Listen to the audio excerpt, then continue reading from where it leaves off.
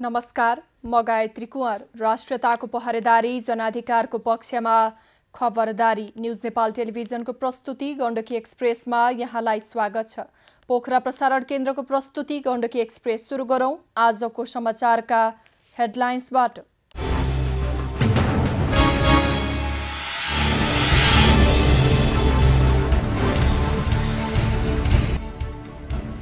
नेपाल विद्युत प्राधिकरण र पोखरा महानगरको साझेदारीमा पोखराका मुख्य चोकमा हाईमास्ट लाइट जडान। ट्याक्सी र माइक्रोबसलाई विद्युतीय सवारीमा रूपान्तरण गर्न महानगर प्रमुख आचार्यलाई सुझाव। गण्डकी प्रदेशका विभिन्न सरकारी कार्यालयमा कार्यरत 3 तहका कर्मचारीको सेवाकालीन तालिम सुरु। पेशागत दायित्व र नागरिकको सेवालाई मार्गदर्शन मान्न मुख्यमन्त्रीको आग्रह। कार्यकर्ताको चाहना विपरीत नेतृत्वले निर्णय लाद्न खोजेमा पार्टीको भविष्य संकटमा पर्ने सांसद पौडेलको भनाई। विधान संशोधन नभएसम्म नेतामुखी प्रविधि नहट्ने तर्क। 11 वर्षपछि बागलुङमा 4 पाङ्ग्रे सवारी चालक अनुमति पत्रको आवेदन खुला। पर्वत म्याग्दी र मुस्ताङका सेवाग्राही लाइसेन्सका लागि पोखरा पुग्नुपर्ने बाध्यताको अन्त्य।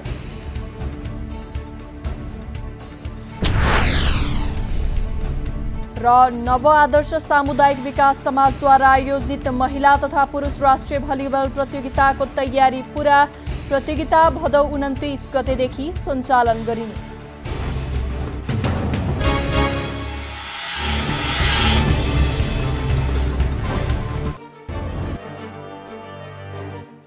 अब गण्डकी एक्सप्रेस विस्तारमा सुरु गरौं पोखराका मुख्य चोकमा हाईमास्ट लाइट जडान गरिएको प्रसङ्गबाट। उज्यालो पोखरा अभियानको पहिलो चरण अन्तर्गत पोखरा महानगरपालिकाले 23 मुख्य चोकमा हाईमास्ट लाइट र 60 किलोमिटर सडकमा 2007 वटा स्मार्ट बत्ती जडान गरेको छ। बत्तीको नेपाल विद्युत प्राधिकरणका प्रमुख कार्यकारी अधिकृत कुलमान घिसिङ र महानगरपालिका प्रमुख धनराज आचार्यले उद्घाटन गर्नुभयो। नेपाल विद्युत प्राधिकरण र पोखरा महानगरपालिकाको 50-50% लागत साझेदारीमा 14 करोड 65 लाख रुपैयाँमा बत्ती जडान गरिएका हुन्। 16 मिटर अग्लो एक हाईमास्ट लाइटमा 200 वाट पावरका 8 वटा बत्ती छन्। स्मार्ट सडक बत्ती 120 र 90 वाटका छन्। स्मार्ट लाइटको सुरक्षामा 35 लाख रुपैयाँ खर्च भएको छ। 439 नयाँ पोल थपिएका छन्। प्राधिकरण अन्तर्गत राष्ट्रिय सडक बत्ती प्रवर्धन आयोजनाका प्रमुख प्रमोद रिजालका अनुसार सडक बत्ती स्वचालित प्रविधिमा आधारित छ। सडक बत्तीका पोलमा इन्टरनेट सहितको सिम प्याड राखिएका छन्। समय अनुसार बत्तीको चहकिलोपना स्वचालित रूपमा घटबढ हुन्छ। बत्ती बाल्ने, निभाउने र चहकिलोपन घटबढ गराउने काम मोबाइलबाट समेत गर्न मिल्नेछ। बत्तीको आयु 50,000 घण्टा अर्थात् झण्डै 11 वर्ष रहेको छ। बत्तीमा समस्या आए प्राधिकरणको सर्भरमा सोझै थाहा हुनेछ। निर्माण पूरा भएको 5 वर्षसम्म ठेकेदार कम्पनी टपसन इनर्जी प्रालीले नै मर्मत सम्भार गर्नेछ। पोखरा महानगर प्रमुख धनराज आचार्यले स्मार्ट बत्ती धेरै संख्यामा पहिलो पल्ट पोखरामा जडान भएको दावी गर्नुभयो। पहिले जडान गरिएको 2000 भन्दा बढी सोलर बत्तीका प्यानल एक ठाउँमा राखेर विद्युत उत्पादन गर्ने र प्राधिकरणलाई बिक्री गर्ने योजना रहेको उहाँले उल्लेख गर्नुभयो। घिसिङले पोखरामा एउटा मात्रै सबस्टेसन हुँदा बत्ती गइरहने समस्या देखिएको बताउनुभयो। प्राधिकरणले सन् 2050 सम्म मुलुकभित्रको विद्युत भारको हिसाब गरेर योजना निर्माण गरिरहेको उहाँले बताउनुभयो। उहाँले पोखरामा गुड्ने ट्याक्सी र माइक्रोबसलाई विद्युतीय सवारीमा रूपान्तरण गर्न महानगर प्रमुख आचार्यलाई सुझाव दिनुभयो। घिसिङले पोखरा महानगरपालिकाले फोहोरबाट बिजुली उत्पादन गरे प्राधिकरणले किन्ने प्रतिबद्धता व्यक्त गर्नुभयो। गण्डकी प्रदेश अन्तर्गत विभिन्न सरकारी कार्यालयमा कार्यरत 3 तहका कर्मचारीका सेवाकालीन तालिम सुरु भएको छ। सूचना प्रकाशन गरी मागका आधारमा गण्डकी प्रदेश परीक्षण प्रतिष्ठानले आयोजना गरेको तालिम मुख्यमन्त्री सुरेन्द्रराज पाण्डेले सुरुवात गर्नुभएको हो। मुख्यमन्त्री पाण्डेले कर्मचारी संयन्त्रले दिने सेवा प्रवाहबाट नागरिकसम्म सरकार पुग्ने र सरकारको मूल्याङ्कन सोही आधारमा हुने गरेको बताउनुभयो। सरकारको नेतृत्वमा को आउँछ को जान्छ भन्ने कुरा नहेरी सेवा प्रवाह गर्न उहाँले निर्देशन दिनुभयो। सरकारको नेतृत्व कर्मचारीका लागि गौण विषय भएको उल्लेख गर्दै उहाँले पेशागत दायित्व, ऐन, नियम पालना र नागरिकको सेवालाई मुख्य मार्गदर्शक मान्न आग्रह गर्नुभयो। सरकारी सेवाप्रति सर्वसाधारणको निराशा र गुनासोलाई विश्वास तथा आशामा परिणत गर्न कर्मचारी संयन्त्रको सबैभन्दा बढी भूमिका हुने उल्लेख गर्नुभयो। 30 दिने सेवाकालीन तालिममा 120 जना कर्मचारी सहभागी छन्। पुष्पलाल मध्य पहाडी राजमार्गको पोखरा महानगरपालिका 16 र 19 को रेखाङ्कन परिवर्तन गर्न माग राखी आन्दोलनरत पुष्पलाल मध्य पहाडी राजमार्ग आयोजना पीडित संघर्ष समितिले गण्डकी प्रदेशका मुख्यमन्त्री सुरेन्द्रराज पाण्डे समक्ष ज्ञापन पत्र पेश गरेको छ। पटक पटक आन्दोलन गर्दा पनि मागमा सुनवाई नभएको भन्दै मुख्यमन्त्री पाण्डेको ध्यानाकर्षण गराइएको समितिका अध्यक्ष गोविन्द बहादुर बस्नेतले जानकारी दिनुभयो।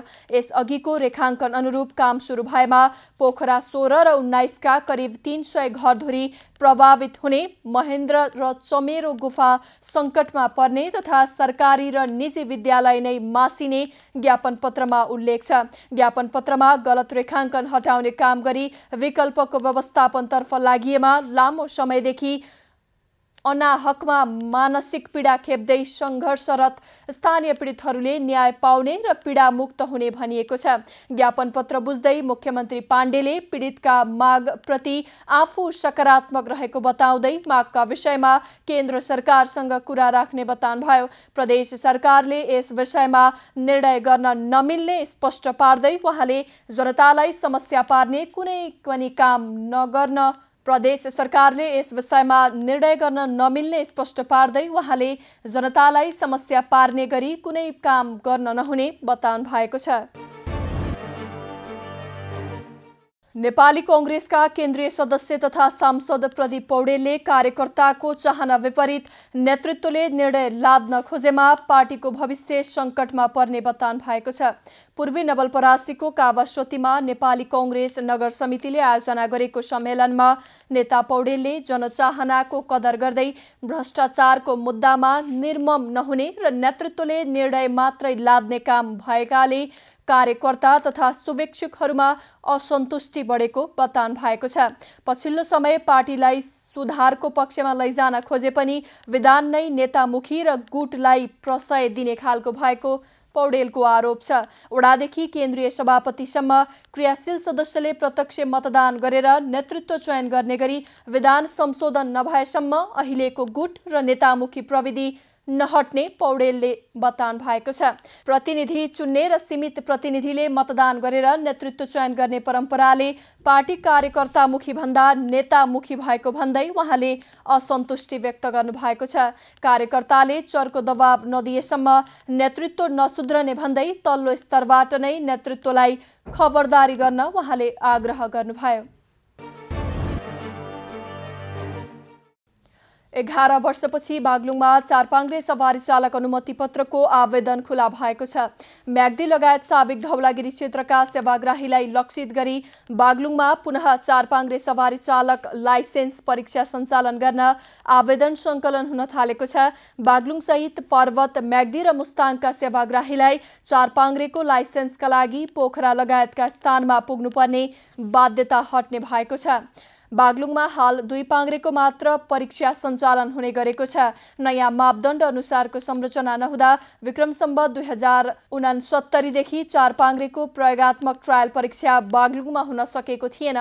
कार्यालयको आफ्नै जग्गा नभएका कारण प्रयोगात्मक ट्रायल परीक्षाका लागि ड्राइभिङ इन्स्टिट्युटले बनाएको संरचना भाडामा लिएको हो। 2 पाङ्ग्रेको ट्रायल परीक्षा पनि भाडाकै जग्गामा सञ्चालन हुँदै आएको छ। बागलुङमा पहिरो नियन्त्रण नहुँदा खाद्यान्न आपूर्तिमा समस्या भएको छ। बागलुङको भकुण्डे स्थित दब्ल्याङमा खस्ने पहिरोले यात्रीलाई हैरानी बनाएको छ। पहिरोले सडक नियमित अवरुद्ध हुँदा यातायातमा शास्ति भएको छ। सडक पार गर्न पैदल यात्रुले घुमाउरो मार्ग प्रयोग गर्न बाध्य भएका छन्। सवारी नचल्दा दक्षिण बागलुङबाट आउने दूध र तरकारी ढुवानीमा समस्या पर्ने गरेको छ। कतिपय किसानको दूध फाट्ने समस्या छ भने तरकारी पर्वतको कुस्मातर्फ घुमाएर ल्याउँदा महँगो पर्ने गरेको स्थानीय बताउँछन्। दब्ल्याङको पहिरोले कालीगण्डकी करिडोर र मालढुङ्गा कुस्मिसेरा सडक दर्जनौं पटक अवरुद्ध भएको छ। कालोपत्रे तयारीमा रहेको करिडोरमा खस्ने पहिरोले बागलुङ नगरपालिकाले दैनिक डोजर लगाउन बाध्य भएको छ। मालढुङ्गा कुस्मिसेरा खण्ड सडक डिभिजनले हेर्नुपर्नेमा नगरपालिकाले नै मर्मत गरिरहेको छ। गण्डकी प्रदेश सरकारको लगानीमा पहिरो नियन्त्रण प्रयास भने 4 महिना अघिदेखि सुरु भए पनि काम भने सुरु भएको छैन। पहिरो नियन्त्रण नहुँदा बागलुङ बजारमा आउने तरकारी, खाद्यान्न र दूध आपूर्तिमा 4 महिनादेखि समस्या भएको उपभोक्ताले गुनासो गरेका छन्। मुस्ताङको कागबेनीमा आएको बाढी पीडितका लागि राहत वितरण गरिएको छ। अखण्ड ज्योति बाबा स्वामी श्रीजी च्यारिटेबल ट्रस्ट नेपाल तीर्थस्थल विकास र राष्ट्रिय समितिको संयोजन तथा जिल्ला प्रशासन कार्यालय मुस्ताङ र बारागुङ मुक्ति क्षेत्र गाउँपालिकाको समन्वयमा कालीगण्डकीमा अप्रत्याशित रूपमा आएको बाढी का पीडित परिवारलाई राहत वितरण गरिएको हो।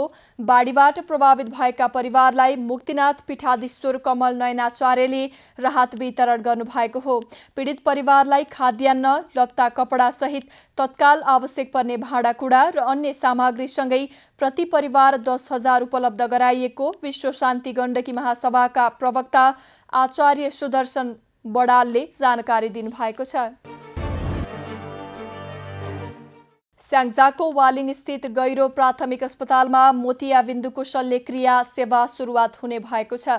हिमालयन आँखा अस्पताल पोखरा र जिल्ला आँखा उपचार केन्द्रका बीचमा मासिक शल्यक्रिया सेवा सञ्चालन सम्बन्धी सम्झौता भएको छ। सो केन्द्र गैरो प्राथमिक अस्पतालमा सञ्चालनमा रहेको छ। आँखा उपचार सेवालाई विस्तार गरी सक्दो धेरै मानिसको पहुँचमा पुर्याउने उद्देश्यले संस्था बीचमा सहकार्य भएको हो।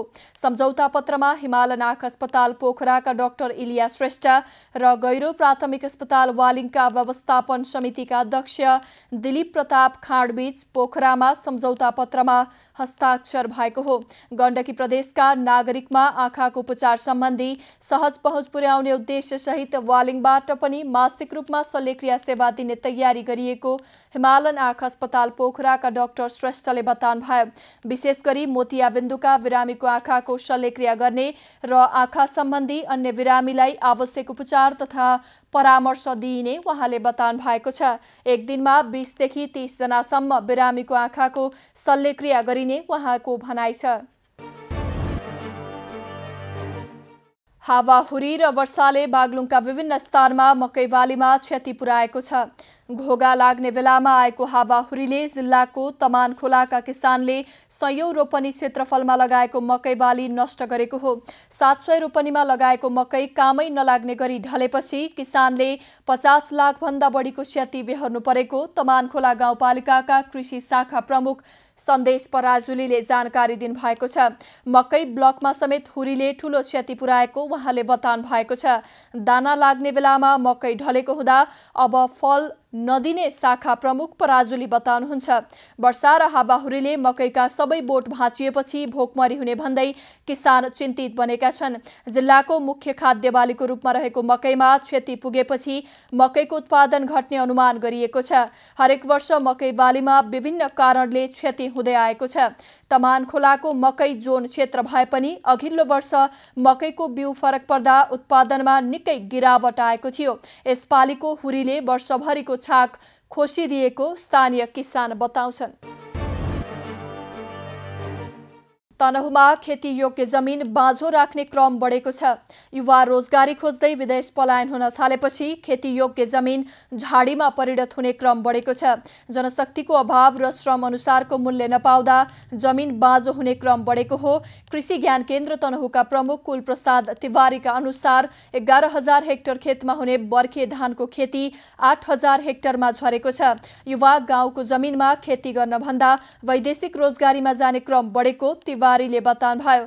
धान खेतीका लागि आवश्यक रासायनिक मलको अभाव, पहिरोले खेत पुर्ने, खेतमा बाढी पस्ने जस्ता कारणले खेत बाँझो राख्ने गरिएको उहाँले बताउनुभयो। 10 वर्ष अघि जिल्लामा 6,000 हेक्टर क्षेत्रफलमा चैते धान खेती गरिए पनि हाल 1,800 हेक्टरमा मात्रै खेती भएको केन्द्रले जनाएको छ।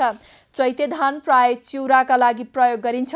हाल चिउरा मिल नै विस्थापित हुँदै गएपछि यसतर्फ कृषक निरुत्साहित बन्दै गएको तिवारी बताउनुहुन्छ।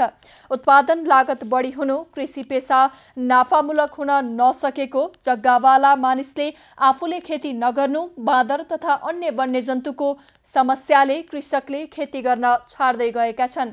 खेती गर्ने जनशक्तिको अभावले गाउँका खेतबारी समेत वनमाराले ढाकेको उहाँ बताउनुहुन्छ। कृषि ज्ञान केन्द्र तनहुका अनुसार जिल्लामा 65,061 हेक्टर खेतीयोग्य जमिन भए पनि हाल 51,510 हेक्टर जमिनमा खेती गरिएको छ। खेतीयोग्य 13,563 हेक्टर जमिन बाँझो रहेको छ। जमिन बाँझो रहन नदिन अन्न बालीको विकल्पमा कृषकलाई सुन्तला, कागती लगायतका फलफूल तथा आलु जस्ता नगदे तरकारी खेतीमा उत्प्रेरित गर्न थालिएको छ। तनहुको 1/3 भन्दा बढी घरका कम्तीमा 1 जना वैदेशिक रोजगारीमा गएका छन्। सहायक प्रमुख जिल्लाधिकारी काशीराम गैरे दैनिक 100 भन्दा बढी युवा राहदानी बनाउन आउने गरेको बताउनुभयो। ऊर्जाशील युवा गाउँ छाडेर रोजगारी र अध्ययनका लागि विदेश तथा सहर बजारतिर गएपछि गाउँको रौनक घटेको ज्येष्ठ नागरिक बताउँछन्। म्याग्दीको धवलागिरी गाउँपालिकामा रोपेको 2 वर्षमै हाइब्रिड स्याउ फल्न थालेको छ। विदेशबाट आयातित उच्च घनत्वमा आधारित हाइब्रिड स्याउ फलेको हो। गुर्जाका सबै 260 घरधुरी आबद्ध हिमाली कृषि सहकारीले 2 वर्ष अघि 10 रोपनी क्षेत्रफलमा इटलीबाट आयातित उच्च घनत्वमा आधारित हाइब्रिड जातका 1,800 बेर्ना रोपेको थियो। ती बेर्नामा यो वर्ष 1 देखि 2 वटाका दरले स्याउ फलेको हो। गुर्जामा पहिलो पटक स्याउ फलेको भने होइन। हिमाली कृषि सहकारीले व्यावसायिक स्याउ खेती गर्न 2045 सालमा रोपिएका पुराना र फल नलाग्ने झाडी बनेका रैथाने स्याउको बगैँचा व्यवस्थापन गरी कृषि ज्ञान केन्द्र म्याग्दीको 50% अनुदानमा 256 बेर्ना र धवलागिरी गाउँपालिकाले वडा मार्फत 75% अनुदानमा 592 बेर्ना रोपेको थियो। सोमबार नेपाली बजारमा सुनचाँदीको मूल्यमा वृद्धि भएको छ। नेपाल सुनचाँदी व्यवसाय महासंघका अनुसार सुनको मूल्य प्रति तोला 400 रुपैयाँले बढेको हो। आइतबार छापावाल सुनको मूल्य प्रति तोला 1,12,600 रुपैयाँ रहेकोमा सोमबार बढेर 1,13,000 रुपैयाँ पुगेको हो। त्यस्तै चाँदीको मूल्य भने प्रति तोला 5 रुपैयाँले बढेको महासंघले जनाएको छ। यसअघि प्रति तोला 1,460 रुपैयाँमा कारोबार भएको चाँदी सोमबार 1,465 रुपैयाँमा कारोबार भइरहेको महासंघले जनाएको छ। नवआदर्श सामुदायिक विकास समाजद्वारा आयोजित महिला तथा पुरुष राष्ट्रिय भलिबल प्रतियोगिता यही भदौ 29 गतेदेखि हुने भएको छ। तीज गीतको रौनकसँगै पोखरा 19 लामाचौर स्थित इन्द्र राज्य लक्ष्मी माविको प्राङ्गणमा भलिबल प्रतियोगिता हुने भएको छ। महिलातर्फ 3 विभागीय क्लबले उपस्थिति जनाउनेछन्। नेपाल पुलिस क्लब, सशस्त्र प्रहरी बल, एपीएफ क्लब, नेपाली सेना, त्रिभुवन आर्मी क्लबसँगै बुटवलको न्यू एभरेस्ट र काठमाडौँको न्यू डायमन्ड क्लबले उपाधिका लागि प्रतिस्पर्धा गर्नेछन्। पुरुषतर्फ बुटवलको मडी मुकुन्द गण्डकी प्रदेश बागलुङको गलकोट भलिबल क्लबको सहभागिता रहेको छ। विभागीय टोली नेपाल पुलिस क्लब, आर्मी र सशस्त्र प्रहरीको सहभागिताबारे अझै टुङ्गो नभएको टिम व्यवस्थापन समितिले जानकारी दिएको छ। अब मौसम समाचार। देशभर आंशिकदेखि सामान्य बदलिरहने जल तथा मौसम पूर्वानुमान महाशाखाले जनाएको छ। गण्डकी र बागमती प्रदेशका केही स्थानहरू तथा बाँकी प्रदेशका थोरै स्थानहरूमा हल्कादेखि मध्यम वर्षाको सम्भावना रहेको छ। बागमती र लुम्बिनी प्रदेशका 1-2 स्थानमा मेघ गर्जन, चट्याङसहित भारी वर्षाको समेत सम्भावना रहेको छ। आज राति देशभर आंशिकदेखि सामान्य बदली रहनेछ। देशको पहाडी भूभागका थोरै स्थानहरूमा तथा बाँकी भूभागका 1-2 स्थानहरूमा हल्कादेखि मध्यम वर्षाको सम्भावना रहेको मौसम विभागले जनाएको छ। मौसम खबरसँगै हामी गण्डकी एक्सप्रेसको अन्त्यमा आइपुगेका छौं। जाँदा जाँदै हेडलाइन्स न्यूज पुनः एकपटक।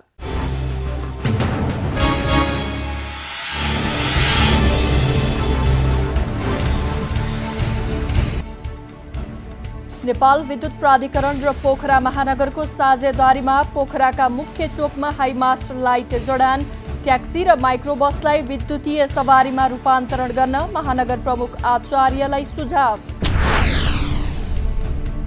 गण्डकी प्रदेशका विभिन्न सरकारी कार्यालयमा कार्यरत 3 तहका कर्मचारीको सेवाकालीन तालिम सुरु, पेशागत दायित्व र नागरिकको सेवालाई मार्गदर्शन मान्न मुख्यमन्त्रीको आग्रह।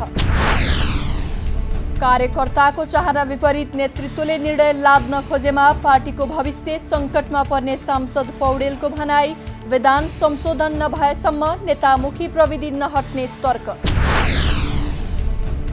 11 वर्षपछि बागलुङमा 4 पाङ्ग्रे सवारी चालक अनुमति पत्रको आवेदन खुला, पर्वत म्याग्दी र मुस्ताङका सेवाग्राही लाइसेन्सका लागि पोखरा पुग्नुपर्ने बाध्यताको अन्त्य।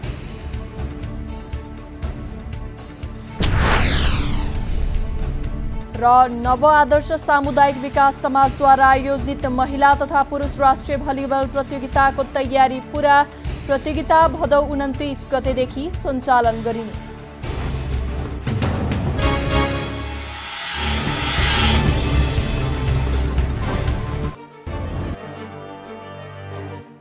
दर्शकवृन्द, न्यूज नेपाल टेलिभिजनमा गण्डकी प्रदेशको प्रस्तुति गण्डकी एक्सप्रेस आजलाई यति नै। हाम्रा प्रसारणहरू युट्युब, ट्विटर, फेसबुक र इन्स्टाग्राममा समेत हेर्न सक्नुहुनेछ। राष्ट्रियताको पहरेदारी, जनाधिकारको पक्षमा खबरदारी हेर्दै रहनुहोला न्यूज नेपाल टेलिभिजन। नमस्कार।